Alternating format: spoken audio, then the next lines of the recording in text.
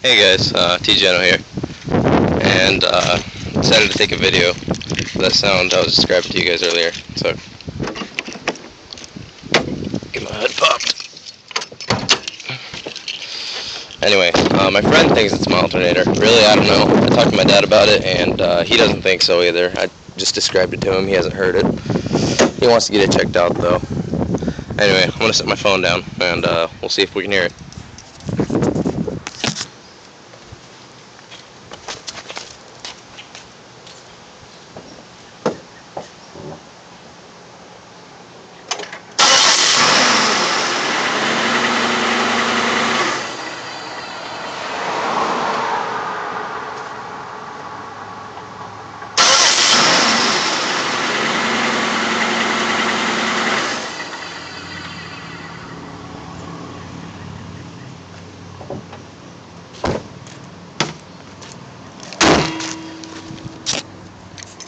Anyway, that's that.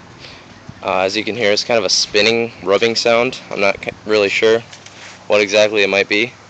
Today, we're thinking of pulling the belt off and, just turning it around, seeing if it makes a sound, and if it does, I may be replacing my alternator soon. Anyway, thanks for your help, guys.